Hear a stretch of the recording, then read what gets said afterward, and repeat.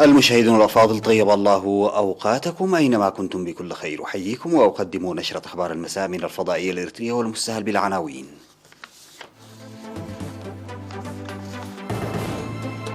إصابة 5 مواطنين بفيروس كورونا اليوم.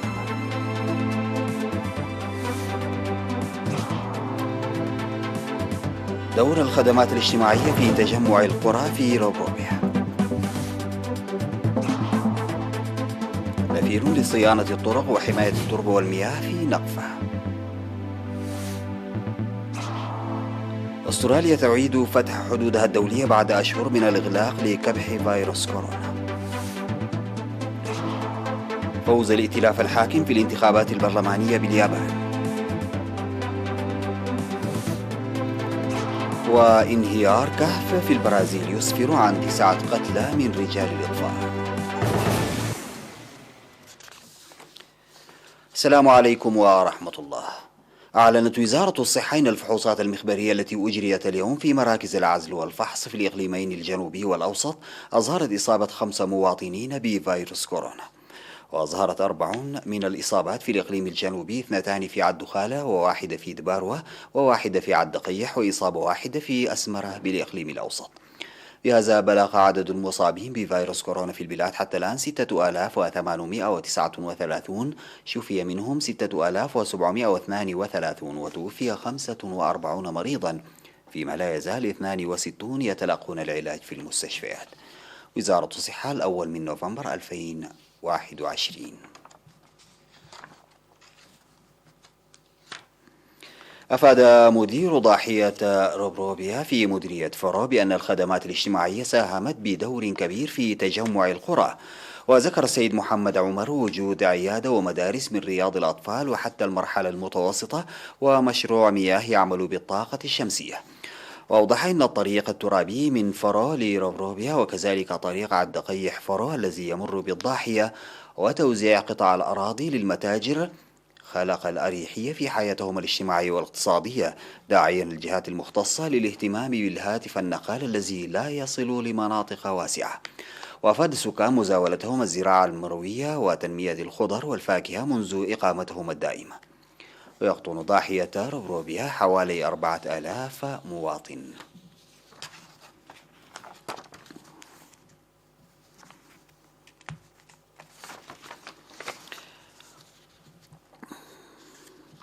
أوضحت مسؤولة المركز الصحي في شمال غربي أسمرة الكائنة في مديرية أخري الممرضة هوت قبركدان إن المركز يسهم بدور كبير في إنجاح برامج التطعيم الحوامل والأطفال دون سن الخامسة. وقالت إن المركز يقدم التطعيم ضد 13 نوعا من الأمراض، منها شلل الأطفال وفيروس روتا والتهاب الرئة والحصبة والسحائي والسعال الديكي والتيتانوس والحمى الصفراء والإنفلونزا. وأشارت إلى استقبال المركز الصحي يوميا من 80 إلى 100 مريض، وأغلب مستخدمات المركز الصحي من الحوامل المراجعات، حيث استقبل في العام 2020-2021 حوالي 2000 امرأة حامل. وذكرت مساعدة التمريض سجن تيدروس الناشطة في متابعة أمراض السكري وضغط الدم إن النصح المهني والتوعية جزء من عمل المركز الصحي.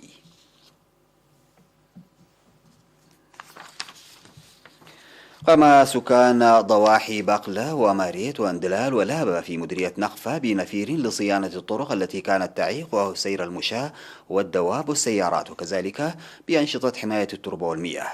وأوضح السكان أن العمل شمل الطرق الترابية التي جرفتها السيول وإصلاح مجاري المياه والتشجير. وقال مساعد مدير ضاحية بقلة سيد إدريس علي إن العمل المنفذ في شهر أكتوبر تم بمشاركة قوية من قبل السكان.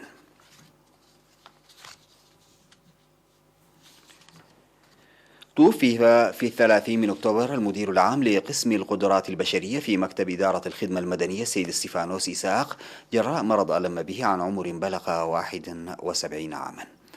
انضم السيد ستيفانوس بمكتب إدارة الخدمة الوطنية في شهر نوفمبر من عام 1992، ولقدراته المهنية وكفاءته وصل إلى مستوى المدير العام في المكتب، وساهم في تطوير العمل والعمال.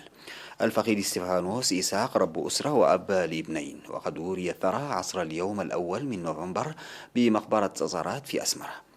ويعرب مكتب إدارة الخدمة المدنية عن بالغ حزنه لوفاة السيد إساق ستيفانوس إساق ويقدم تعازيه الحارة لأسرة وزملاء العمل. بعد الفاصل سيداتي وسادتي أعود بالأخبار الخارجية.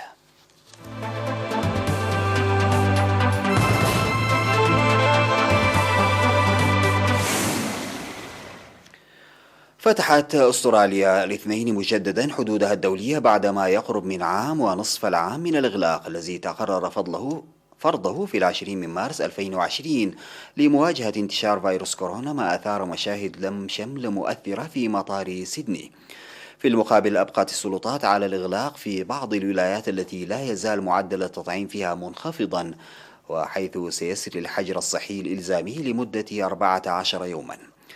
وأدى إغلاق حدود أستراليا منذ 19 شهرا إلى تقطع السبل بعشرات آلاف المواطنين في الخارج، إذ كانت الرحلات نادرة، وكان يتعين على الأستراليين الراغبين بالسفر إلى بلدهم طلب إذن خاص وقضاء حجر صحي.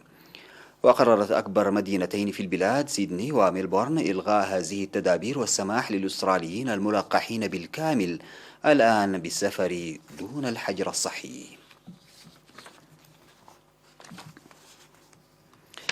أعلن رئيس الوزراء الياباني فوميو كيشيدا عن فوزه بعدما قاد ائتلافه الحاكم للفوز بغالبية قوية في الانتخابات البرلمانية. وفاز الحزب الليبرالي الديمقراطي الحاكم وشريكه الأصغر في الائتلاف كوميتو ب 293 من مقاعد مجلس النواب حسب ما أعلنت وسائل إعلام محلية. وارتفع مؤشر نيكي بأكثر من 2% بعد ورود الأنباء عن النتيجة التي ستتيح للتكتل الحاكم إقرار قوانين بشأن مسائل تتراوح من خطط لتحفيز الاقتصاد على خلفية الوباء إلى الإنفاق الدفاعي. وكيشيد البالغ من العمر 64 عاما الذي انتخب رئيسا للحزب الليبرالي الديمقراطي نهاية سبتمبر ثم عين رئيسا للوزراء من قبل البرلمان في بداية أكتوبر، لا يتمتع بشعبية كبيرة لدى الرأي العام، وقد بلغت في أوائل الشهر المنصرم نحو 50%، أحد أدنى المستويات لرئيس حكومة ياباني جديد منذ 20 عاما.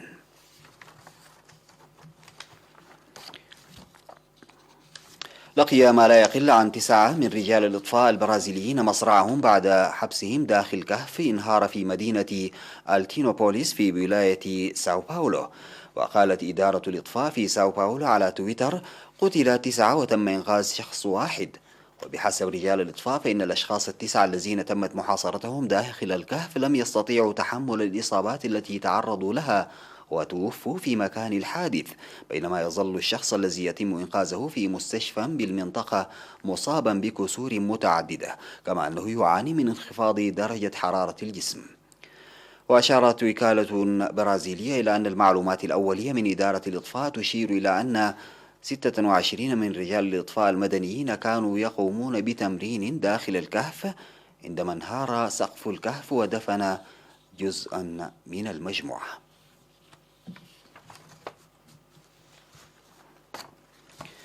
توصل باحثون في إندونيسيا إلى طريقة لمكافحة البعوض الحامل للأمراض عن طريق تربية نوع من البعوض يحمل بكتيريا تمنع نمو فيروسات مثل حمى الضنك داخلها.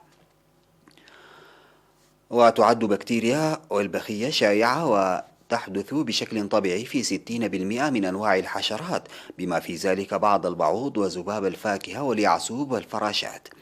لكن البرنامج العالمي للبعوض غير الربحي والذي بادر بهذا البحث قال إنه لم يتم العثور على هذه البكتيريا في بعوض الحمى الصفراء الحاملة لحمى الضنك. وتقول منظمة الصحة العالمية إن إصابات حمى الضنك على مستوى العالم ارتفعت بشكل سريع في العقود الأخيرة مع تعرض نحو نصف سكان العالم للخطر الآن.